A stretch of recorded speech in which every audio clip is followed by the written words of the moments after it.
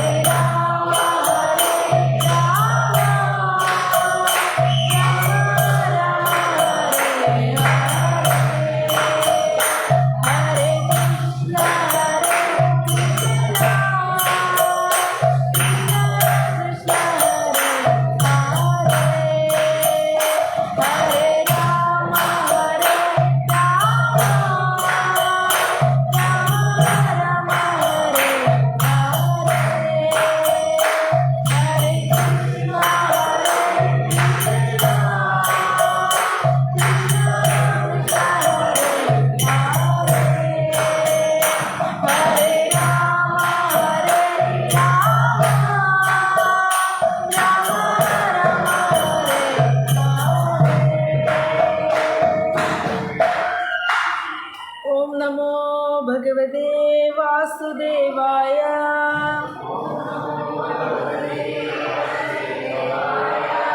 ओम नमो भगवते वासुदेवाय।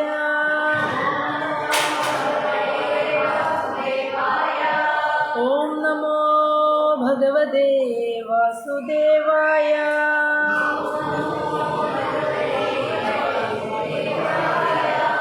नारायणं नमस्कृत्य नरं चैव नरोत्तमं देवीं सरस्वतीं व्यासं ततो जयमुदीरये। हे कृष्णा करुणा सिन्धु सिन्धो दीनबन्धो जगत्पदे गोपेशा गोपिका कान्द राधाकान्द नमोस्तुते तप्तकाञ्चन गौराङ्गी राधे वृन्दावनेश्वरी वृषभानुसुते देवी प्रणमामि हरिप्रिये वाञ्छाकल्पतरुभ्यश्च कृपासिन्धुभ्येव च पतितानां पावनेभ्यो वैष्णवेभ्यो नमो नमः। नमो ॐ विष्णुपादाय कृष्णप्रेष्ठाय भूतले श्रीमदे जयपदाग स्वामिनिधि नामिने नमः आचार्यपादाय नित्याय कृपाप्रदायिने गौरगदादामदाय नगरग्रामधारिणे नमो ॐ विष्णुपादाय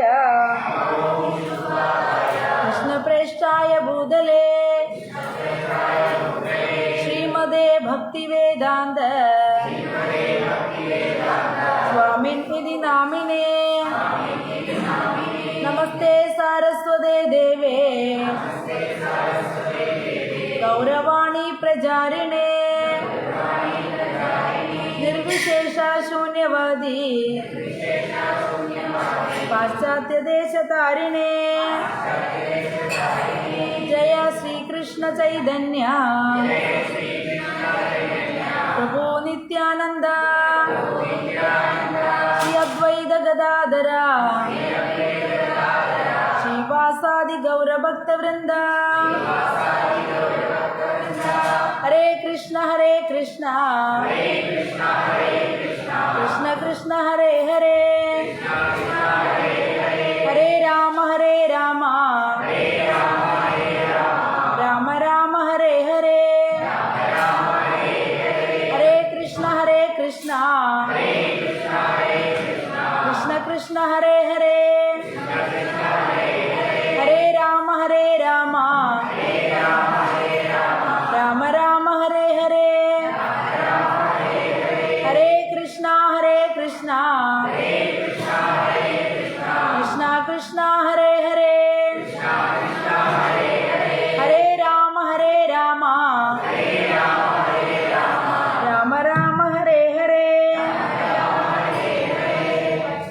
ഹരേ കൃഷ്ണ. ശ്രീമദ് ഭാഗവതം ദ്വിതീയ സ്കന്ധം അധ്യായം 4 നമ്മൾ എടുക്കുന്നത്. ജയ ജയ ഭാഗവത ദേവാ ജയ ജയ ഭാഗവത ജയ ജയ രാധാ കൃഷ്ണ സ്വരൂപ ജയ ജയ ഭാഗവത ദേവാ ജയ ജയ ഭാഗവത.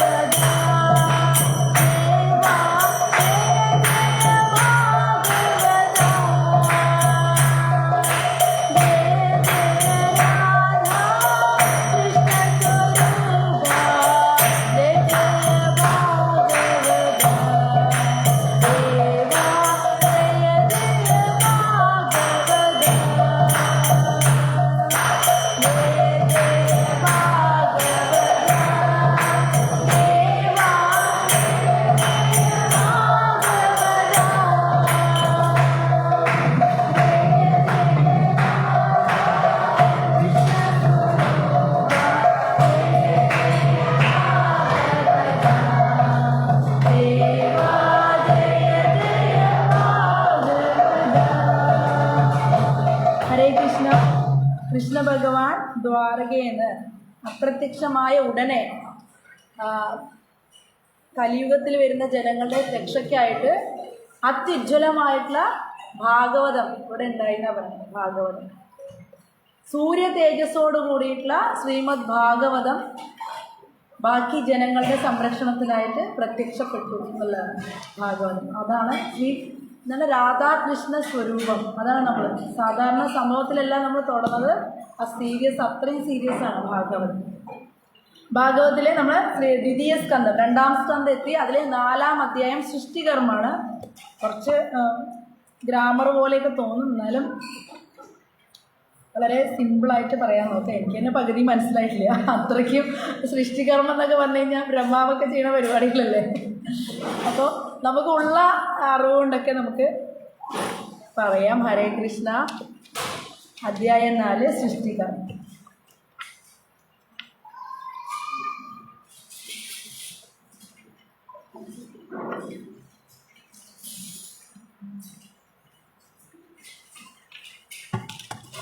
സൃഷ്ടികർമ്മം ഈ ചാപ്റ്റർ തുടങ്ങുന്നുണ്ടെങ്കിലും ഇതിൽ ശുഗമഹർഷിയുടെ പ്രാർത്ഥനകളാണ്, കണ്ടിന്യൂസ് ആയിട്ടുള്ള ചാപ്റ്ററുകളാണ്. ആ സൃഷ്ടികർമ്മം ബാക്കിയൊക്കെ ഇങ്ങനെ പറഞ്ഞു തുടങ്ങുന്നത് കേട്ടോ.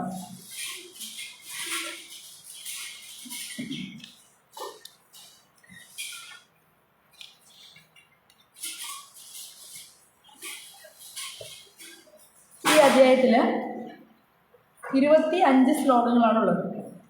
അപ്പോൾ പരിശുദ്ധ മഹാരാജാവ് ശുഗമഹർഷിയോട് ഭഗവാൻ തൻ്റെ സ്വന്തം ശക്തി കൊണ്ട് എങ്ങനെയാണ് ഈ സൃഷ്ടികർമ്മം നടത്തിയത്, സ്വകീയ ശക്തി കൊണ്ട് എങ്ങനെയാണ് സൃഷ്ടികർമ്മം നടത്തിയത് ശുഗമഹർഷിയോട് ചോദിക്കുകയാണ്. അപ്പോൾ അതിനുള്ള ഉത്തരമാണ് ഇതിൽ ശുഗമഹർഷി പറഞ്ഞു തുടങ്ങുന്നത്. ഈ അധ്യായത്തിലാണ് പിന്നെ ഒരുപാട് പറഞ്ഞ് വേറെ അധ്യായങ്ങളിലൂടെയാണ് അത് കംപ്ലീറ്റ് ചെയ്യണത് സൃഷ്ടികർമ്മം. അപ്പോൾ സർവശക്തനായ ഭഗവാൻ ഈ പ്രപഞ്ചത്തെ എങ്ങനെയാണ് നിലനിർത്തുന്നത്, വീണ്ടും എങ്ങനെയാണ് നശിപ്പിക്കുന്നത്, ഉന്മൂലനം ചെയ്യുന്നത് എങ്ങനെയാണ്, ഇതിനെങ്ങനെ നിലനിർത്തുന്നു, എങ്ങനെ സൃഷ്ടിക്കുന്നു എന്നൊക്കെ ചോദിക്കുകയാണ്. എല്ലാ കാര്യങ്ങളും ചോദിച്ചറിയാണ്.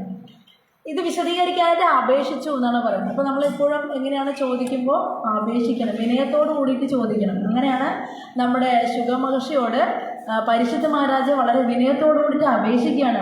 ഭഗവാൻ അങ്ങ് പറഞ്ഞു തന്നാലും എങ്ങനെയാണ് കൃഷ്ണ ഭഗവാൻ ഈ സൃഷ്ടി നടത്തിയത്, എങ്ങനെയാണ് അത് നിലനിർത്തിയത്, എങ്ങനെയാണ് ഉന്മൂലനം ചെയ്തത് അല്ലേ. അതിനു വേണ്ടിയാണ് ഭഗവാൻ 3ആയിട്ട് മാറിയത് അല്ലേ. ബ്രഹ്മ വിഷ്ണു മഹേശ്വരനായിട്ട് കൃഷ്ണ ഭഗവാൻ മാറുന്നത് ഈ സ്ഥിതി സംഹാരത്തിന് വേണ്ടിയാണ്. അങ്ങനെ രാജാവിൻ്റെ അപേക്ഷ കേട്ട ശുഗമഹർഷി ഭഗവാനെ സ്മരിക്കാൻ തുടങ്ങി. അപ്പോൾ ഇനി പറയുന്നവരെങ്ങനെയാണ്, അവർക്കൊന്നും അറിയില്ല. പറയുന്നവരുടെ വിചാരം എങ്ങനെയാണ്, ഒന്നും അങ്ങനെയാണ് സത്യത്തിൽ ഒന്നും അറിയില്ല. ഭഗവാനെ സ്മരിക്കുകയാണ് ഇത് പറയാൻ വേണ്ടിയിട്ട് അല്ലേ. സൃഷ്ടികർമ്മം എങ്ങനെയാണെന്ന് പറഞ്ഞു കൊടുക്കണ്ടേ. അതിനുവേണ്ടി അദ്ദേഹം ശുഗമഹർഷി ഭഗവാനെ സ്മരിച്ചു തുടങ്ങി. ഭൗതിക ലോകത്തിൻ്റെ സൃഷ്ടികർമ്മ നിർവഹണാർത്ഥം ഭൗതിക പ്രകൃതിയുടെ ത്രിഗുണങ്ങൾ കൈകൊണ്ട ആ പരമദിവ്യോത്തമ പുരുഷനെ ഞാൻ പ്രണമിക്കുന്നു. അതാണ് ശുഗമഹർഷിയുടെ ആദ്യത്തെ പ്രാർത്ഥന. എന്താണ്, ഈ ഭൗതിക ലോകം സൃഷ്ടിക്കാൻ വേണ്ടി അദ്ദേഹം ത്രിഗുണ രൂപങ്ങൾ കൈകൊള്ളാണ് അല്ലേ. ഭഗവാൻ രജോഗുണം വേണം സൃഷ്ടി ചെയ്യാനായിട്ട്. അതാണ് ബ്രഹ്മാവായിട്ട് മാറുകയാണ് അല്ലേ. ഭഗവാൻ തന്നെ വിസ്തരണങ്ങളാണ് ഇവരെല്ലാവരും. ബ്രഹ്മ വിഷ്ണു മഹേശ്വരനൊക്കെ കൃഷ്ണ ഭഗവാനിൽ നിന്ന് തന്നെയുള്ള വിസ്തരണങ്ങളാണ്. അപ്പോൾ അതാണ് പറയുന്നത്, ഭൗതിക പ്രകൃതിയുടെ ത്രിഗുണങ്ങൾ കൈകൊണ്ട ആ പരമ ദിവ്യോത്തമ പുരുഷനെ ഞാൻ സ്മരിക്കുന്നു. അപ്പോൾ തത്വത്തിൽ എല്ലാവരും ഒന്നാണ് അല്ലേ. ഭഗവാനിൽ നിന്ന് തന്നെയാണ് എല്ലാ വിഷ്ണുമൂർത്തികൾ വരുന്നതും ശിവനും അല്ലേ ബ്രഹ്മാവും ഒക്കെ ഭഗവാനിൽ നിന്ന് തന്നെ വരുന്നതാണ്. അതുകൊണ്ട് തന്നെ തത്വത്തിൽ ഇതെല്ലാതും ഒന്നാണ്. അത് മനസ്സിലാക്കുമ്പോൾ നമുക്ക് എന്തുണ്ടാവില്ല, ജന്മകർമ്മച്ചമേ ദിവ്യം ഏവം യോവേത്തി തത്വതഃ തെക്വാ ദേഹം പുനർജന്മ നൈതി മാമേ ദിസോർജുന. ഭഗവാന്റെ ജനനവും കർമ്മങ്ങളും നമ്മൾ തത്വത്തിൽ മനസ്സിലാക്കുമ്പോൾ നമുക്ക് വീണ്ടും പുനർജന്മം ഉണ്ടാവില്ല എന്ന് പറഞ്ഞു. അപ്പോൾ തത്വത്തിൽ വിഷ്ണുക്കളൊക്കെ കാണുമ്പോൾ വേറെ കാര്യങ്ങൾ ചെയ്യുകയാണെങ്കിലും തത്വത്തിൽ ഇതെല്ലാം എന്താണ്, ഒരേ തത്വത്തിൽ നിന്നാണ് വന്നത്, ഒന്നാണ് എന്നുള്ള രീതിയിലാണ് പറയുന്നത്. അതാണ് ഇങ്ങനെ അവിടുന്ന് തന്നെയാണ് ത്രിഗുണങ്ങൾ കൈകൊണ്ട് സൃഷ്ടികർമ്മങ്ങൾ അല്ലേ. 3 ത്രിഗുണങ്ങൾ കൈകൊള്ള പറയുമ്പോൾ എന്താണ്, തമോ ഗുണത്തിനെയും കൈകാര്യം ചെയ്യുന്നുണ്ട് ഭഗവാൻ. അതാണ് ശിവനായിട്ട് വന്നിട്ട് തമോ ഗുണം കൈകാര്യം ചെയ്യുന്നു, ബ്രഹ്മാവായിട്ട് വന്നിട്ട് രജോ ഗുണത്തിനെ കൈകാര്യം ചെയ്യുന്നു, വിഷ്ണുമൂർത്തിയായിട്ട് സത്വഗുണം കൈകാര്യം ചെയ്യണം ഭഗവാൻ തന്നെ. അപ്പം നമുക്ക് മനസ്സിലാവും അത് സാത്വികം രാജസികം താമസികം എന്നീ ത്രിഗുണങ്ങളുടെ ആവിഷ്കാരമാണ് ഭൗതിക ലോകം. അപ്പോൾ എന്തുകൊണ്ട് ഈ 3 ഗുണങ്ങളുടെ അധിപതി ആവേണ്ടി വരുന്ന അവർക്കെന്ന് വെച്ചാൽ സത്യത്തിൽ ഭഗവാന് ഈ ത്രിഗുണങ്ങളായിട്ട് യാതൊരു ബന്ധവുമില്ല. അദ്ദേഹം ശുദ്ധസത്വ അവസ്ഥയിലാണ് എങ്കിലും കൂടിയിട്ട് ഈ ഭൗതിക ലോകം ഈ രീതിയിലുള്ളതാണ്. എന്തിലുള്ളതാണ്? സത്വികം, രാജസികം, താമസികം എന്നീ ത്രിഗുണങ്ങളുടെ ആവിഷ്കാരമാണ് ഭൗതിക ലോകം. അതുകൊണ്ട് ഭഗവാന് ഇവിടുത്തെ കാര്യങ്ങൾ ചെയ്യാനായിട്ട് ഈ ത്രിഗുണങ്ങളെ സ്വീകരിച്ചിട്ട് ഇങ്ങോട്ട് വരികയാണ്. ഈ ഭൗതിക ലോകത്തിന്റെ സൃഷ്ടി സ്ഥിതി സംഹരണാർത്ഥം ബ്രഹ്മ, വിഷ്ണു, ശിവൻ എന്നീ 3 പ്രബല രൂപങ്ങൾ പരമപുരുഷൻ സ്വീകരിക്കുന്നു എന്ന് ഭാഗവത്തിൽ തന്നെ എഴുതിയിട്ടുണ്ട് അല്ലെ. പ്രബല രൂപങ്ങൾ പരമപുരുഷൻ സ്വീകരിക്കുന്നു എന്നാണ് പറഞ്ഞിരിക്കുന്നത്. പരമപുരുഷൻ സ്വീകരിക്കുമ്പോൾ തന്നെ രാധാറാണി വിസ്തരിക്കും. നാരായണനായിട്ട് ഭഗവാൻ മാറുമ്പോൾ രാധാറാണി ലക്ഷ്മിയായിട്ട് മാറും. അതുപോലെ ശിവനായിട്ട് മാറുമ്പോൾ പാർവതിയായിട്ട് രാധാറാണിയിൽ നിന്ന് തന്നെയാണ് ഈ അംശ അവതാരങ്ങളായിട്ട് ഇവർ വരുന്നത്. പാർവതി ദേവി, ലക്ഷ്മി ദേവി അല്ലേ, അതുപോലെ സരസ്വതി മാതാവ് ഒക്കെ വരുന്നത് ഈ ടോപ്പ് രാധാകൃഷ്ണ തത്വത്തിൽ നിന്നാണ് ഇതെല്ലാം വരുന്നത്. അതും തത്വത്തിൽ ഇതെല്ലാം ഒന്നാണ്. എന്നാൽ അവരുടെ വിവിധ കർമ്മങ്ങൾക്കായിട്ട് അവർ ഇങ്ങനത്തെ രൂപങ്ങൾ എടുക്കുകയാണ്. അതാണ്. അല്ലെങ്കിൽ ഈ വരി പറയില്ല അല്ലെ, സൃഷ്ടി സ്ഥിതി സംഹരണാർത്ഥം ബ്രഹ്മ, വിഷ്ണു, ശിവൻ എന്നീ 3 പ്രബല രൂപങ്ങൾ പരമപുരുഷൻ സ്വീകരിക്കുന്നു എന്ന് പറയുന്നത്. അപ്പൊ ആരെ കണ്ടാലും നമുക്ക് തോന്നുന്നത് വിഷ്ണുവിന്റെ ആ വിസ്തരണമാണ് എന്ന് തോന്നിക്കഴിഞ്ഞാൽ നമ്മൾ ഏത് അമ്പലത്തിൽ പോയാലും എവിടെ പോയാലും ആ വൈഷ്ണവൻ കറക്റ്റായിട്ടാണ് ആ രീതി. നമ്മൾ തിരിച്ച് ഇവർ സെപ്പറേറ്റ് ആണെന്ന് കരുതനോട് കൂടിയിട്ടാണ് നമുക്ക് ആ അമ്പലങ്ങളിൽ പോകുമ്പോൾ അതിൻ്റെ ശരിയായ രീതി അറിയാതെ വരുന്നത്. ഇപ്പം നമ്മൾ ശിവന്റെ അമ്പലത്തിൽ പോയാലും ബ്രഹ്മാവിൻ്റെ അടുത്ത് പോയാലും എവിടെ പോയാലും നമ്മൾ അവരാരാന്ന് മനസ്സിലാക്കിയാൽ മതി അല്ലേ. എന്നിട്ട് നമസ്കരിക്കുക അങ്ങോട്ട് അല്ലേ. അങ്ങനെ സംഹരണാർത്ഥം അല്ലേ, വിഷ്ണുവിൽ നിന്ന് തന്നെ വന്ന അവിടെ നിന്ന് ഞാൻ നമസ്കരിക്കണു എന്നുള്ള ഭാവത്തോടുകൂടി ശിവനെ നമസ്കരിക്കുമ്പോൾ അവിടെ ശിവൻ നമ്മൾ പ്രസന്നനാവും. എവിടെ ഒന്നും മാറ്റാനില്ല. ശരിക്കും ഒരു കാര്യങ്ങളും വ്യത്യാസമില്ല. ഒക്കെ ഭഗവാനിൽ നിന്ന് വ്യത്യസ്തമായിട്ട് സ്വതന്ത്രമായിട്ട് ഒന്നും തന്നെ ഇല്ല അല്ലേ. അങ്ങനെ വിചാരിക്കുന്നത് അപരാധം എന്ന് പറഞ്ഞു അല്ലേ. വിഷ്ണുവിൽ നിന്ന് സ്വതന്ത്രമാണെന്ന് ദേവന്മാരായ ശിവൻ, ബ്രഹ്മാവ് ഇവർ വിഷ്ണുവിന് തുല്യരാണെന്നോ വിഷ്ണുവിൽ നിന്ന് സ്വതന്ത്രമാണെന്നോ കരുതരുതെന്ന് പറയുന്നത്. അദ്ദേഹത്തിന് തുല്യമല്ല, അവരിൽ നിന്നാണ് വരുന്നത് അല്ലേ. അപ്പൊ അദ്ദേഹത്തിന് തുല്യമാവില്ല. പക്ഷെ അദ്ദേഹത്തിന് വേറിട്ടിട്ടല്ല ഇവര് വേറൊരാൾക്കാരല്ല. ഇങ്ങനെ മനസ്സിലാക്കിയിട്ട് വേണം നമ്മൾ എല്ലാ അമ്പലങ്ങളിലും തൊഴാനായിട്ട്. ഇനി ഭൗതികമായി സൃഷ്ടിക്കപ്പെട്ട എന്തിലും ഏതിലും വിഷ്ണുവായിട്ട് അദ്ദേഹം പ്രവേശിക്കുന്നു. ഇനി അടുത്ത് എന്താ ചെയ്യണത്? ഭഗവാൻ ഭൗതികമായിട്ട് ബ്രഹ്മാവ് വഴിയൊക്കെ സൃഷ്ടിക്കപ്പെടുകയാണ് അല്ലേ. ആ സൃഷ്ടിച്ച എന്തിലും ഏതിലും ഭഗവാൻ വിഷ്ണു രൂപത്തിൽ, പരമാത്മാ രൂപത്തിൽ പ്രവേശിക്കുന്നു. ഇനി ഭഗവാൻ എങ്ങനെ പ്രപഞ്ചങ്ങളിൽ പ്രവേശിക്കുന്നത്? ക്ഷീരോദകശായ വിഷ്ണുവായിട്ടാണ് എല്ലാ ജീവാത്മാക്കളുടെ ശരീരത്തിലും പ്രവേശിക്കുന്നത്. ഗർഭോദകശായ വിഷ്ണുവായിട്ട് എല്ലാ പ്രപഞ്ചത്തിലും പ്രവേശിക്കുന്നു. ആദ്യം തന്നെ കാരണ ഉദകശായ വിഷ്ണു കൊണ്ടൊരു വിഷ്ണു ഉണ്ട്. അത് ഭഗവാൻ തന്നെ 3 പ്രധാനപ്പെട്ട രൂപം എടുക്കും. അതായത് ഹരേ കൃഷ്ണ 3 പ്രധാന രൂപം പറഞ്ഞാൽ പുരുഷാവതാരങ്ങളാണ്. 3 പുരുഷാവതാരങ്ങളാണ്. ഏതൊക്കെയാണ്? കാരണോദകശായ വിഷ്ണു, ഗർഭോദകശായ വിഷ്ണു, ക്ഷീരോദകശായ വിഷ്ണു. കാരണോദകശായ വിഷ്ണു കിടക്കുന്ന ജലമാണ് വിരജ. ഈ വിരജ അതായത് കാരണജലം. ഈ വിരജയാണ് ഭൗതിക ലോകത്തിനെ ആത്മീയ ലോകത്തിനെ വേർതിരിക്കുന്ന ജലം, കാരണജലം അഥവാ വിരജ എന്ന് പറയുന്നത്. ഈ വിരജയിലാണ് കാരണോദകശായ വിഷ്ണു എന്നുള്ള ഭഗവാന്റെ പ്രഥമ പുരുഷാവതാരം കിടക്കുന്നത്. ആ പ്രഥമ പുരുഷാവതാരത്തിൽ നിന്നാണ് പിന്നെ വരികയാണ് അടുത്തത് ഗർഭോദകശായ വിഷ്ണു എന്ന് പറഞ്ഞിട്ടുള്ള പ്രപഞ്ചത്തിന്റെ എല്ലാ പ്രപഞ്ചത്തിലും ഗർഭോദകശായ വിഷ്ണു ആയിട്ടാണ് വേണ്ടത്. പത്മനാഭസ്വാമി ഗർഭോദകശായ വിഷ്ണുവാണ്. അദ്ദേഹത്തിന്റെ നാഭിയിലെ താമരപ്പൂ ഏതൊക്കെ വിഷ്ണുവിനുണ്ടോ ആ വിഷ്ണു എല്ലാം ആരാണ്? ഗർഭോദകശായ വിഷ്ണു. അവിടെ നിന്നാണ് ഈ ബ്രഹ്മാവൊക്കെ ഉത്ഭവിക്കുന്നത്. പിന്നെ അടുത്തത്, ഇനി ജീവജാലങ്ങളെയൊക്കെ സൃഷ്ടിച്ചു, ജീവാത്മാക്കൾക്ക് സ്വതന്ത്രമായിട്ട് ഒന്നും പ്രവർത്തിക്കാൻ പറ്റില്ല.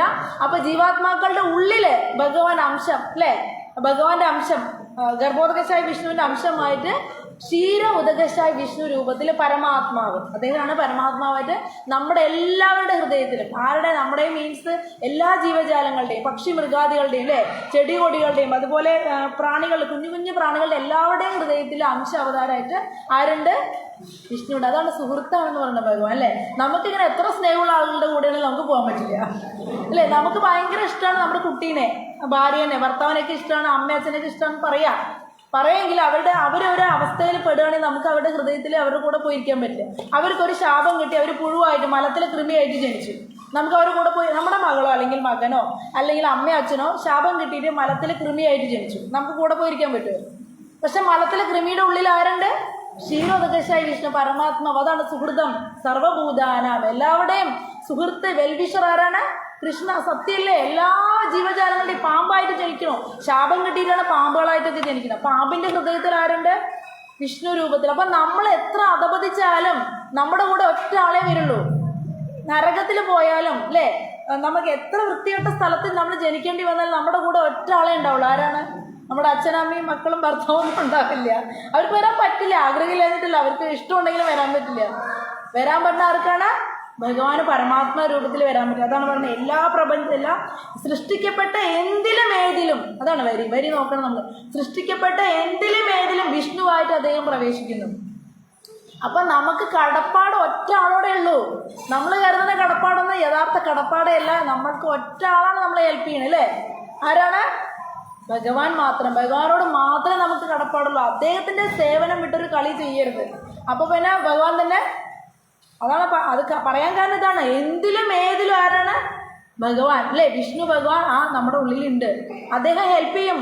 ആത്മാർത്ഥമായിട്ട് നമ്മൾ അദ്ദേഹത്തിൻ്റെ നാമം ജപിക്കുമ്പോൾ നമ്മുടെ ജീവാത്മാവിൻ്റെ എന്ത് സഹായത്തിനും അദ്ദേഹമാണ് ഉണ്ടാവുക. അത് നമുക്ക് കാണിക്കുന്നുണ്ട്. നമ്മുടെ ആരാണ്? ദ്രൗപദി ദേവി.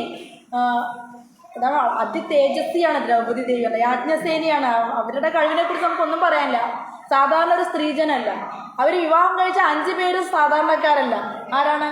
അല്ലേ? വില്ലാളി വീരനായ അർജുനൻ ഭർത്താവ്. നമ്മൾ ഭർത്താവുണ്ട് കൊണ്ടൊന്നും ധൈര്യപ്പെട്ട് ഇരിക്കേണ്ട പറയാണ്, അല്ലേ? യുധിഷ്ഠിരൻ ധർമാത്മാ, അല്ലെ? ആരുടെ മകനാണ്? സാക്ഷാത് ധർമ്മപിതാവായിട്ടുള്ള യമധർമ്മന്റെ മകനുണ്ട് ഭർത്താവായിട്ട്, മൂത്താള്. രണ്ടാമത് ആരാണ്? 1000 ആനയുടെ ശക്തിയാണ്. ഒരാളെ കണ്ടു കഴിഞ്ഞാൽ ഗത കൊണ്ട്, അല്ലെ, ആ ഭാഗം കൂടെ അടിച്ചു തകർക്കാൻ കഴിവുള്ള ഭീമസേനൻ രണ്ടാമത്തെ ഭർത്താവാണ് നമ്മുടെ ദ്രൗപദി മാതാവിന്റെ. മൂന്നാമത്തെ ആള് അർജുനൻ, വില്ലാളി വീരല്ലേ? ആ ശിവനോടുകൂടി യുദ്ധം ചെയ്ത് വിജയിച്ച പാർട്ടിയാണ് മൂന്നാമത്തെ ആള്. 4ഉം 5ഉം ഈ ഗ്രഹനില കംപ്ലീറ്റ് ആയ ആളാണ് സഹദേവൻ, അല്ലേ? എന്ത് വരാൻ പോകണമെന്ന് പ്രവചിക്കാൻ മുൻകൂട്ടി അറിയും. പിന്നെ നകുലൻ ആരാണ്? അദ്ദേഹം എല്ലാ മരുന്നുകളും, അല്ലേ? ധന്വന്തരി മൂർത്തിയുടെ ആ ഒരു കഴിവുള്ള ആളാണ്. അശ്വിനികുമാരന്മാരുടെ ബ്ലെസ്സിങ്സിൽ അവരുണ്ടായിരുന്നു. ഈ 5 ഭർത്താക്കന്മാർ കൂടെ ഉണ്ടായിട്ട് ഒരു പ്രശ്നം വന്നു ദ്രൗപദിക്ക്. ആലോചിച്ച്, നമ്മുടെയൊക്കെ സാധാരണ ഭർത്താക്കന്മാർ സാധാരണ അച്ഛനമ്മയാണ്. അപ്പം നമ്മളെ അവർക്ക് ഹെൽപ്പ് ചെയ്യാൻ പറ്റുമോ? ഈ മഹത്തായ 5 ഭർത്താക്കന്മാർ കൂടെ ഉണ്ടായിട്ട് ദ്രൗപദി ദേവിയുടെ വസ്ത്രാക്ഷേപം എന്നുള്ളൊരു പ്രശ്നം വന്നപ്പോൾ ഒരാൾക്ക് സഹായിക്കാൻ പറ്റില്ല. സാഹചര്യമൊക്കെ അവർക്ക് സാഹചര്യത്തിന് വയലറ്റ് ചെയ്യാനും പറ്റണില്ല. കൃഷ്ണനെ തന്നെ വിളിച്ചു. കൃഷ്ണനാണ് വന്നിട്ട് ചിലയെ കൊടുത്തത്, നമുക്കറിയാലോ. അതുകൊണ്ട് നമ്മുടെ ഒരേ ഒരു വെൽവിഷർ, സത്യമായിട്ടുള്ള കാര്യമാണ്, ഒരേ ഒരു വെൽവിഷർ ആരാണ്? സുഹൃത്ത് ആരാണ്? കൃഷ്ണ ഭഗവാൻ തന്നെയാണ്. അതാണ് പറയുന്നത്, എന്തിലും ഏതിലും വിഷ്ണുവായിട്ട് അദ്ദേഹം പ്രവേശിക്കുന്നു. ജീവാത്മാക്കളുടെ ശരീരത്തിലും പരമപുരുഷൻ പ്രവേശിക്കുന്നു. എല്ലാ വിഷ്ണു തത്വങ്ങളുടെ ഉറവിടമായ ശ്രീകൃഷ്ണ ഭഗവാൻ പരമപുമാൻ അഥവാ പുരുഷോത്തമൻ എന്നറിയപ്പെടുന്നു. ആരാണ് പുരുഷോത്തമൻ? പുരുഷന്മാരിൽ ഉത്തമൻ ആരാണ്? പുരുഷന്മാരിൽ ഉത്തമൻ കൃഷ്ണ ഭഗവാനാണ്, പരമപുമാൻ. എന്തുകൊണ്ടാണ്? എല്ലാ വിഷ്ണു തത്വങ്ങളെ എവിടെന്നാണ് വരുന്നത്? ഈ വിഷ്ണുമാര് മുഴുവൻ എവിടെന്നാണ് വരുന്നത്? അനന്തശക്തിയുള്ള വിഷ്ണുമാർ. ഈ സാധാരണ ആൾക്കാരല്ല വരുന്നത്, അല്ലേ? അനന്തശക്തിയാണ്. നമുക്ക് ആ ശക്തിയൊന്നും പറയാൻ പോലുള്ള കഴിവുമില്ല, ഒന്നുമില്ല. ആ അനന്തന് പോലും പറയാൻ പറ്റാത്ത അത്രയും കഴിവുള്ള ആ വിഷ്ണുമാരുടെ പോലും ഉറവിടാരാണ്? ശ്രീകൃഷ്ണ ഭഗവാൻ. അതുകൊണ്ട് അദ്ദേഹത്തിനെ പരമപുമാൻ അഥവാ പുരുഷോത്തമൻ എന്ന് വിളിക്കുന്നു. അദ്ദേഹം സമ്പൂർണനാകുന്നു. പുരുഷാവതാരങ്ങളെല്ലാം അദ്ദേഹത്തിൻ്റെ പൂർണ്ണമായ വിസ്തീർണങ്ങളാണ്. ആരെ പുരുഷാവതാരങ്ങൾ ഏതൊക്കെയാണ് പറഞ്ഞത്? കാരണോദകശായ വിഷ്ണു, ഗർഭോദകശായ വിഷ്ണു, ക്ഷീരോദകശായ വിഷ്ണു. ഇവരെല്ലാവരും കൃഷ്ണ ഭഗവാന്റെ പൂർണ്ണമായ വിസ്തരണങ്ങളാണെന്നാണ് പറയുന്നത്. ഭക്തിയോഗത്തിലൂടെ മാത്രമേ നമുക്കത് മനസ്സിലാക്കാൻ കഴിയൂ. ഭക്തിയോഗത്തിൻ്റെ അധിപൻ എന്നാണ് കൃഷ്ണ ഭഗവാൻ അറിയപ്പെടുന്നത്, അല്ലേ? അപ്പോൾ നമുക്ക് ഭക്തിയോഗത്തിലൂടെ, ബാക്കി യോഗങ്ങളിലൂടെ നമുക്ക് ഭഗവാനെ പൂർണ്ണമായിട്ട് മനസ്സിലാക്കാനായിട്ട് സാധിക്കില്ല. ഭക്തിയോഗത്തിലൂടെ മാത്രമേ ഈ പരമപുരുഷനെ മനസ്സിലാക്കാൻ സാധിക്കുള്ളൂ. ഭൗതികവും ആത്മീയവുമായിട്ടുള്ള എല്ലാ അസ്തിത്വങ്ങളുടെയും പൂർണ്ണ രൂപമാണ് ശ്രീകൃഷ്ണ ഭഗവാൻ. കുട്ടികളെ മിണ്ടാതിരിക്കണം കേട്ടോ. എല്ലാവരുടെയും കോൺസെൻട്രേഷൻ പോണോ? ഹരേ കൃഷ്ണ. കേക്കും തീർന്നുപോയി. അപ്പോൾ ഭൗതികവും ആത്മീയവുമായിട്ടുള്ള എല്ലാ അസ്തിത്വങ്ങളുടെയും പൂർണ്ണ രൂപമാണ് കൃഷ്ണ ഭഗവാൻ. നമുക്ക് ഈ ഭൗതിക കാര്യം നേടാനും ഭഗവാൻ തന്നെ വേണം, അല്ലേ? ഭൗതികമായിട്ട് എന്തെങ്കിലും കാര്യം, ഇപ്പോൾ സുനിത വില്യംസ് പോയി വന്നു എന്ന് പറഞ്ഞില്ലേ, ഒരു വലിയൊരു നേട്ടമായിട്ടാണ് നമ്മൾ ഭൗതികവാദികൾ കാണുന്നത്. പക്ഷെ അവർ ഭഗവത്ഗീത കൊണ്ടുപോയെന്ന് കേട്ടില്ലേ? അവർക്ക് കാരണം അവർക്ക് വരില്ല, അത് തന്നെ കേരളത്തിൽ. കാരണം ഭഗവത്ഗീത കൊണ്ടുപോയി അവർക്കൊന്ന് ജീവിച്ചിരിക്കണ്ട അവിടെ. അവരെ ജീവൻ നിലനിൽക്കണമെങ്കിൽ ഭഗവത്ഗീത വേണം, അല്ലെങ്കിൽ അവർ മരിച്ചിട്ട് വരുള്ളൂ. കൂടെ ഇത്രയും ദിവസമൊന്നും അവിടെ ഇരിക്കാൻ പറ്റില്ല. അപ്പോൾ ഇവിടെ എന്ത് കാര്യങ്ങൾക്കും നിങ്ങൾ എന്ത് തന്നെ വിചാരിച്ചു, നിങ്ങൾക്ക് ഭൗതിക ലോകത്ത് വിജയിക്കണമെങ്കിലും ഭൗതിക ലോകത്തിൽ ശ്രേഷ്ഠമായിട്ടൊരു പദവി വേണമെന്ന് ആഗ്രഹം ഉണ്ടെങ്കിലും ഭഗവാന്റെ സപ്പോർട്ട് ഇല്ലാണ്ട് പറ്റില്ല അല്ലേ? ഭഗവാൻ തന്നെ വേണം. ആധ്യാത്മിക നേട്ടത്തിന് മാത്രമല്ല ഭൗതിക കാര്യങ്ങൾക്കും ഭഗവാനെ ആവശ്യം, ഭഗവാൻ ഇല്ലാണ്ട് പറ്റില്ല എന്ന് പറഞ്ഞു. ഭഗവാന് 2 തരം പ്രകൃതികളുണ്ടെന്ന് പറഞ്ഞു. അത് നമ്മൾ പഠിച്ചിട്ടുണ്ട്, പലരും കേട്ടിട്ടുണ്ടാവും. ഭൗതിക പ്രകൃതി, അത് നമ്മൾ താമസിക്കുന്നത്. പിന്നെ ആധ്യാത്മിക പ്രകൃതി. ഭൗതിക പ്രകൃതി എന്ന് നമ്മൾ പറയുന്ന പേരാണ് ബഹിരംഗ ശക്തി. എന്താ പറയുക? ബഹിരംഗ ശക്തി. ബഹിരംഗ ശക്തി കൺട്രോൾ ചെയ്യുന്നത് ദുർഗാദേവിയാണ്, ദുർഗാ മാതാവാണ് അല്ലേ? മാതാവാണ്. ദേവി ആരാണ്? എല്ലാവരുടെയും അമ്മ തന്നെയാണ് പാർവതി ദേവി അല്ലേ? എങ്ങനെയാണ്? ഭഗവാന്റെ അല്ലേ, ഭഗവാൻ നിയോഗിച്ചിട്ടുള്ള മായാദേവി, ഭഗവാന്റെ കൺട്രോളിൽ ഭഗവാന്റെ നിർദ്ദേശം അനുസരിച്ച് പ്രവർത്തിക്കുന്ന അല്ലേ ദേവിയാണ് ആര്? ദുർഗാദേവി. ഇങ്ങനെ മനസ്സിലാക്കണം. അല്ലാണ്ട് ദുർഗാദേവിയോട് പോയിട്ട് ഭൗതിക ഐശ്വര്യങ്ങൾ കിട്ടാൻ വേണ്ടി ഭഗവാനെയൊക്കെ മാറ്റി നിർത്തി ദുർഗയാണ് ഏറ്റവും വലുതെന്ന് പറയരുത്. അവിടെയാണ് നമുക്ക് തെറ്റ് വരുന്നത്. ദുർഗാദേവി ഭഗവാന്റെ നിർദ്ദേശപ്രകാരമാണ് ഈ കാര്യങ്ങളൊക്കെ കൺട്രോളർ തന്നെയാണ് ആള്. ഭൗതിക ലോകത്തിന്റെ കൺട്രോളറുമായാണ് ദുർഗാദേവി തന്നെയാണ്. അതിൽ സംശയമൊന്നും വേണ്ട. ശിവപാർവതിമാരാണ് അച്ഛനും അമ്മയും ത്രിലോകങ്ങളുടെ. അതിൻ്റെ അർത്ഥം അവരാണ് ഏറ്റവും വലുത്, സുപ്രീം എന്നാണ് മനസ്സിലാക്കരുത്. അവരാരുടെ കൺട്രോളിലാണ് മനസ്സിലാക്കിയിട്ട് വരുന്നത്. ഇനി ഇവിടെ പറഞ്ഞ അടുത്ത രണ്ടാമത്തെ ഒരു പ്രകൃതി ആത്മീയ പ്രകൃതി. ഇത് ഗ്രാമർ പോലെ ഉണ്ടല്ലേ, ബോറടിക്കണ്ട. ആത്മീയ പ്രകൃതി, ഭൗതിക പ്രകൃതി, ആത്മീയ പ്രകൃതി രണ്ടാമത്തെ. അതാണ് വൈകുണ്ഠ ലോകങ്ങൾ. അതിന് അന്തരംഗ ശക്തി എന്ന് പറയും. പെട്ടെന്ന് കഴിയാൻ കുറച്ചേ ഉള്ളൂ കേട്ടോ, അധികമൊന്നുമില്ല, ബോറടിപ്പിക്കേണ്ട വെച്ചിട്ട്. ഇത്രയേ ഉള്ളൂ, 25 ശ്ലോകമേ ഉള്ളൂ. ഇനി ഭൗതിക പ്രകൃതിയെ നമ്മൾ അപര അഥവാ അപ്രധാനം എന്ന് പറയും. അപ്രധാനം, അപര ശക്തി പറഞ്ഞാൽ അപ്രധാനം, പ്രധാനമല്ല, അത് താൽക്കാലികമാണ്. ആത്മീയ ശക്തിയെ പര അഥവാ സുപ്രധാനം എന്ന് വിളിക്കുന്നു. ഇനി നിരാകാര ബ്രഹ്മത്തിന്റെ, നിരാകാര ബ്രഹ്മം എന്ന് പറഞ്ഞാൽ ബ്രഹ്മജ്യോതി എന്നൊക്കെ നമ്മൾ വിളിക്കില്ലേ? ഈ നിരാകാര ബ്രഹ്മം എന്ന് പറയുന്നത് ഭഗവാന്റെ ശരീരത്തിന്റെ കിരണങ്ങളാണ്. നമ്മൾ കുറേ പ്രാവശ്യം ഇതൊക്കെ പറഞ്ഞിട്ടുണ്ട്. ഭഗവാന്റെ ശരീരത്തിന്റെ കിരണങ്ങളാണ്. ഭഗവാൻ ഏവരോടും ദയുള്ളവനാകയാൽ അദ്ദേഹം നിരാകാര ബ്രഹ്മജ്യോതിയാകുന്നു. ഈ ഭഗവാന്റെ ദയാണ് ഈ കാരണം. ഭഗവാൻ നമ്മളെപ്പോലെയല്ല ഭഗവാൻ അല്ലേ? നിരാകാര ബ്രഹ്മജ്യോതികളെല്ലാം അവ്യക്തിതവാദികളോടും കരുണയാണ് കൃഷ്ണന്. അവർക്ക് വേണ്ടി ബ്രഹ്മജ്യോതിയായിട്ട് അല്ലേ അവരെ സ്വീകരിക്കുന്നു ഭഗവാൻ. അതാണ് ഏവരോടും ദയുള്ളവനാകയാൽ അദ്ദേഹം നിരാകാര ബ്രഹ്മജ്യോതിയായിട്ട് മാറുന്നു. ഭഗവത് അസ്തിത്വത്തിൽ ലയിക്കാൻ ആഗ്രഹിക്കുന്ന അവ്യക്തിഗതവാദികൾക്കും അവരുടെ ആഗ്രഹം നിറവേറ്റി കൊടുക്കുന്നു അല്ലേ? ഏ യഥാമാം പ്രപദ്യന്തേ താം തദൈവ ഭജാമ്യഹം എന്നൊരു ശ്ലോകം ഭഗവത്ഗീതയിൽ. നിങ്ങൾ എന്നെ ഏത് വിധത്തിൽ ആഗ്രഹിക്കുന്നു അതേ വിധത്തിൽ ഞാൻ നിങ്ങളെ സ്വീകരിക്കും. നിങ്ങൾ എന്നെ അവ്യക്തിഗതവാദിയായിട്ട് വിചാരിച്ചാൽ ഞാൻ നിങ്ങളുടെ മുമ്പിൽ രൂപമില്ലാത്ത തേജസ്സായിട്ട് വന്ന് നിൽക്കും. നിങ്ങൾക്ക് അത് സ്വീകരിക്കാം, അതിൽ ലയിച്ച് ഇങ്ങനെ നിൽക്കാം. ഭഗവാന്റെ കരുണ ഏതാണ് അല്ലേ? നിങ്ങൾക്ക് എന്ത് വേണോ നിങ്ങൾക്ക് അത് കിട്ടും. ഭഗവാൻ ഉണ്ണിയായിട്ട് വേണോ ഉടൻ ഉണ്ണിയായിട്ട് കിട്ടും. എന്തായാലും അങ്ങനെ തന്നെ ഭഗവാൻ ആ ഭാവം നിങ്ങളുടെ അടുത്ത് സ്വീകരിക്കും അല്ലേ? ഫ്രണ്ടായിട്ട് ആഗ്രഹിച്ചാൽ ഫ്രണ്ടിന്റെ രൂപം സ്വീകരിക്കും. നമുക്ക് ഏത് രീതിയിൽ ഭഗവാന് ആഗ്രഹമുണ്ടോ അതേ രീതിയിൽ നമ്മളെ സ്വീകരിക്കും. കംസന് യുദ്ധം ചെയ്യണമെന്ന് ആഗ്രഹം, ഭഗവാനെ ശത്രുവായി കണ്ടപ്പോൾ ഭഗവാന് ശത്രുവായി. ഭഗവാൻ കംസന്റെ ശത്രുവല്ല, കംസൻ ആഗ്രഹം ശത്രുതയാണ്. അപ്പോൾ ഭഗവാൻ എന്ത് ചെയ്തു? ശത്രുതാഭാവത്തിൽ ശംഖചക്ര കഥാവ് ഇപ്പൊ കൊല്ലുന്നുള്ള രീതിയിൽ നിന്നു അല്ലേ? കൊല്ലണം എന്നുള്ള വിചാരം നമ്മളങ്ങനെ വിചാരിച്ചാൽ അതുപോലെ വരും. അതാണ് കൃഷ്ണനെ ഏത് വിധത്തിൽ ആഗ്രഹിച്ചാലും അതേ രീതിയിൽ. അപ്പൊ അവ്യക്തവാദികൾ എങ്ങനെ ആഗ്രഹിക്കുന്നത്? രൂപമില്ലാത്ത അവസ്ഥയിൽ ആഗ്രഹിച്ചപ്പോൾ രൂപമില്ലാത്ത അവസ്ഥയിൽ വന്നു. അതാണ് ഭഗവത്ഗീത 4.13 കേട്ടോ. 4.11 ഈ ശ്ലോകം. ഏ യഥാമാം പ്രപദ്യന്തേ താം തദൈവ ഭജാമ്യഹം. അപ്പൊ നമ്മുടെ ഇവിടെ ഉള്ളവർക്ക് എങ്ങനെ വേണമെങ്കിൽ കൃഷ്ണ ഭഗവാൻ ആഗ്രഹിക്കാം. അത് അവരവരുടെ ഇഷ്ടമാണ് അല്ലെ? ഏത് രീതിയിൽ വേണമെങ്കിൽ ആഗ്രഹിക്കാം. ശത്രുഭാവത്തില് ഇവിടെ പ്രോത്സാഹിപ്പിക്കുന്നില്ല ഭഗവാൻ. പിന്നെ നിരാകാര ബ്രഹ്മജ്യോതി ആഗ്രഹിച്ചു കഴിഞ്ഞാൽ പേഴ്സണൽ സർവീസ് കിട്ടൂല അല്ല, അയച്ചു തരാം. അപ്പൊ അത് വേണമെങ്കിൽ കട്ട് ചെയ്യാം അല്ലെ? അത് രണ്ടും വേണ്ടാന്ന് വയ്ക്കാം. ഇനി ശ്രീല വിശ്വനാഥ ചക്രവർത്തി ഠാക്കൂർ പറയുന്നത് ബ്രഹ്മാനന്ദികൾ, അവ്യക്തവാദികൾ, ആ 2 കൂട്ടരുണ്ട്. വിശ്വനാഥ ചക്രവർത്തി ഠാക്കൂർ പറയുന്ന 2 അതീന്ദ്രിയവാദികളാണ് കേട്ടോ. ഈ അവ്യക്തവാദികളെ അതീന്ദ്രിയവാദികൾ തന്നെ ഇവിടെ പറയണം കേട്ടോ. വിശ്വനാഥ ചക്രവർത്തി ഠാക്കൂർ 2 തരത്തിലുള്ള പരമഹംസരുണ്ടെന്നാണ് പറയണത്. ഒന്ന് ബ്രഹ്മാനന്ദികൾ പറഞ്ഞാൽ അവ്യക്തിഗതവാദികളാണ്. രണ്ടാമത് പ്രേമാനന്ദികൾ, അതാണ് നമ്മള് ഭക്തർ അല്ലേ? എന്നിങ്ങനെ 2 വിധം പരമഹംസന്മാരുണ്ട്.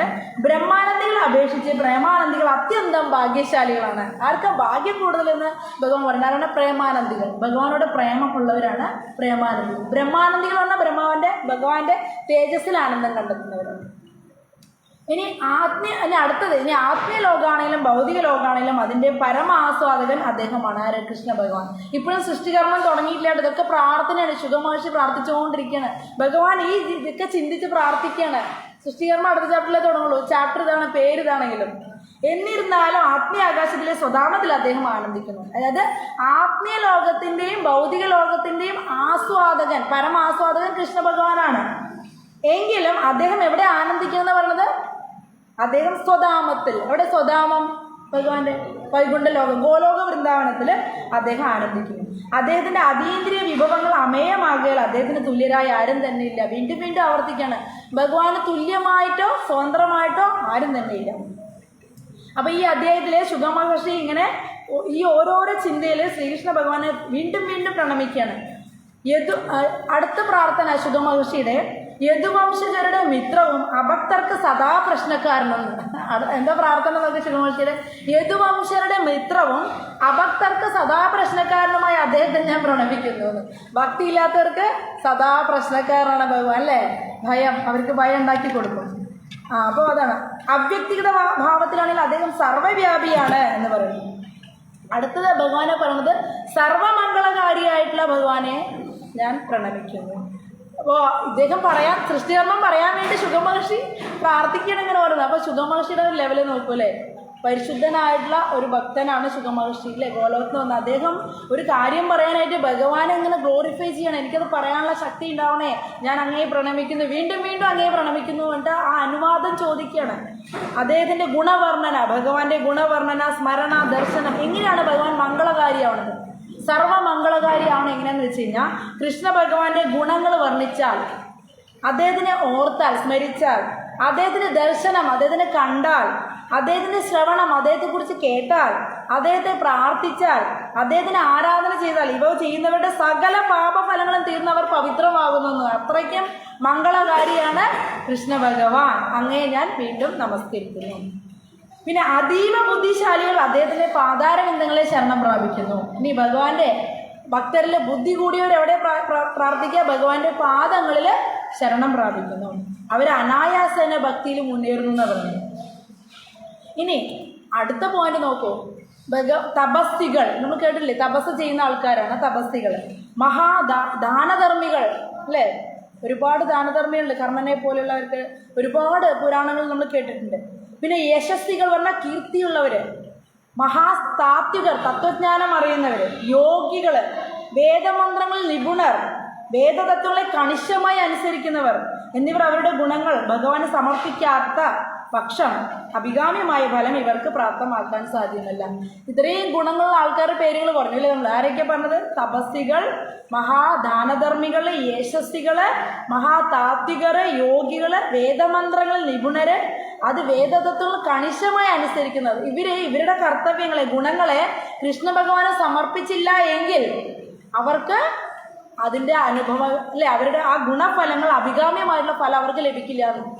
ഇത്രയൊക്കെ ക്വാളിറ്റി ഉള്ളവരെ ഭഗവാനെ കണക്ട് ചെയ്തില്ലെങ്കിൽ, ഭഗവാനെ സമർപ്പിച്ചില്ലെങ്കിൽ, സർവം നാരായണ ഇതി സമർപ്പയാമി, അല്ലേ, അങ്ങനെ നാരായണനെ സമർപ്പിച്ചില്ലെങ്കിൽ അവർക്ക് അതിൻ്റെ ഗുണഫലം കിട്ടില്ല എന്ന് ആര് പറയണേ? ശുഗമഹർഷി പറയണം. ഇനി എന്നാലോ വേറൊരു തരം പറയണേ. ശരി, സാധാരണക്കാരുണ്ടല്ലോ, കിരാതൻ, ഹൂണൻ, പുളിൻ, പുൽക്കശൻ, ആവീരൻ, ഇവരൊക്കെ താഴ്ന്ന കുലത്തിൽ ജനിച്ചവരാണ്. താഴ്ന്ന കുലങ്ങളുടെ പേരാണ് ഇവർ. ശുംഭം, യവന വംശമൊക്കെ പറഞ്ഞിട്ടില്ല, ഇവർ മുസ്ലിം സമുദായം, അങ്ങനത്തെ ടൈപ്പാണ്. അവരാണ് മുസ്ലിമായി മാറിയത്. യവന വംശമാണ് പിന്നീട്.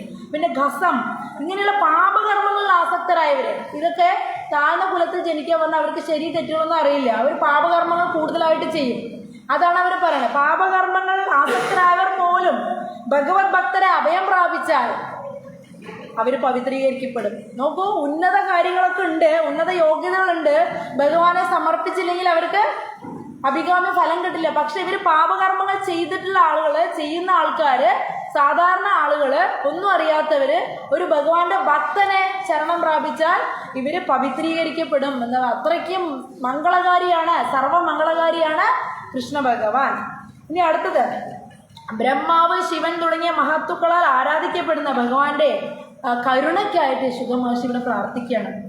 ശുഗമഹർഷി അദ്ദേഹത്തിൻ്റെ കൃപയ്ക്കായിട്ട് പ്രാർത്ഥിക്കുകയാണ്. എല്ലാ ഭക്തരുടെയും ആരാധ്യ ദേവനും യദു, വൃഷ്ണി, അന്തക തുടങ്ങിയ രാജാക്കന്മാരുടെ കീർത്തിയെ സംരക്ഷിക്കുന്നവനും ഭാഗ്യദേവതമാരുടെ പതി, അല്ലേ, ലക്ഷ്മിമാരുടെ ഭർത്താവും സർവയജ്ഞങ്ങളുടെ ഭോക്താവ്, എല്ലാ യജ്ഞങ്ങളും കഴിക്കുന്നവരാണ്, ഭോക്താവും അഖില ജീവസത്തകളുടെയും അധിപനും.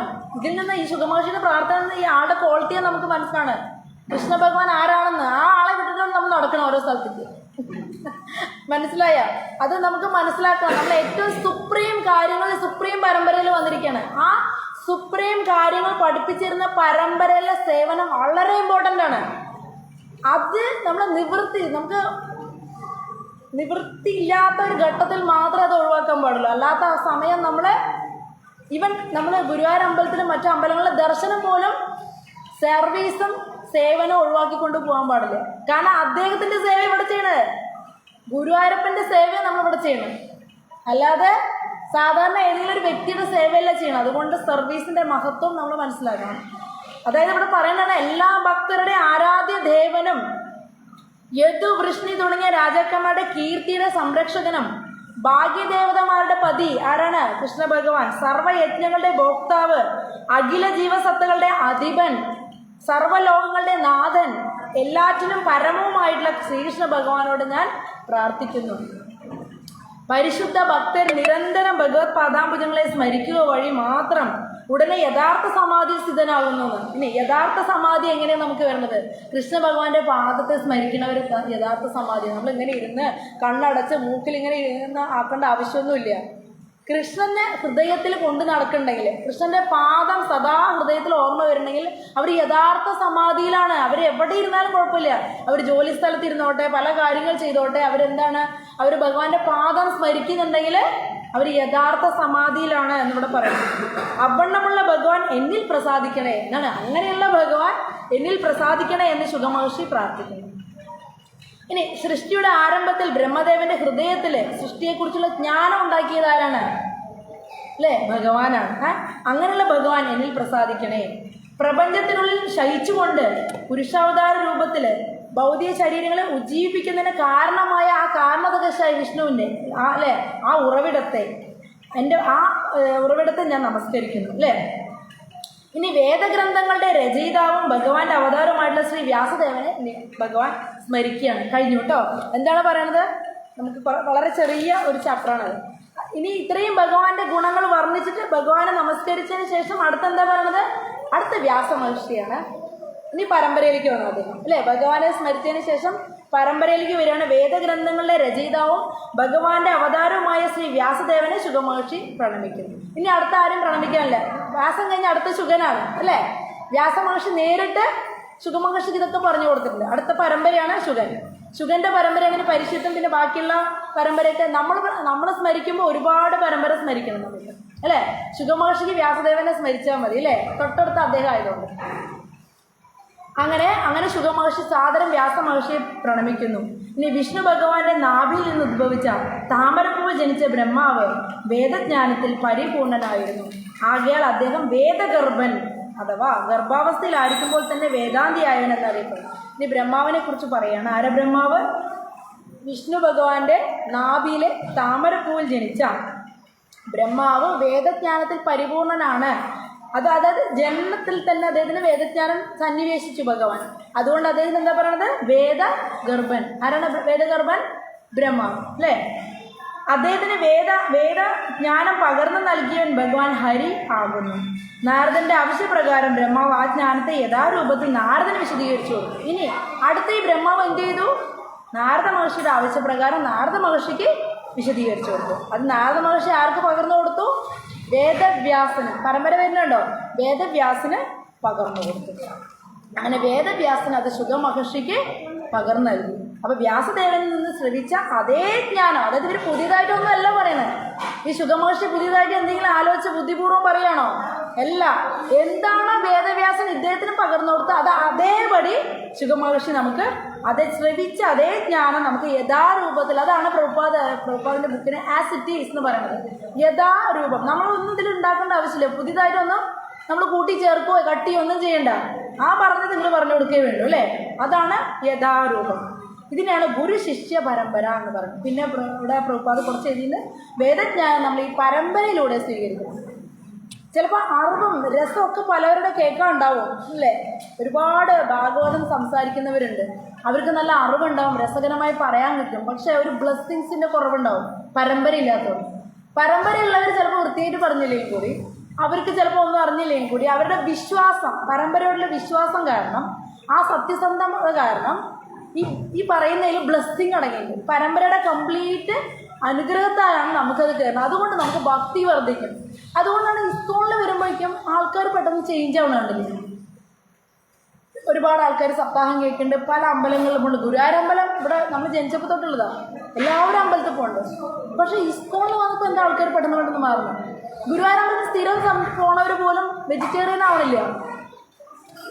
നമ്മുടെ ആൾക്കാരെല്ലാം ഉദ്ദേശിച്ചിരിക്കുന്നത് ഒരുപാട് ലക്ഷക്കണക്കിന് ആൾക്കാർ ഗുരുവായൂരമ്പലത്തിൽ പത്മനാഭസ്വാമിയിലൊക്കെ പോകുന്നുണ്ട്. പക്ഷെ എന്തുകൊണ്ടാണ് അവർ ബേസിക് കാര്യങ്ങൾ പോലും അനുസരിക്കുന്നില്ല?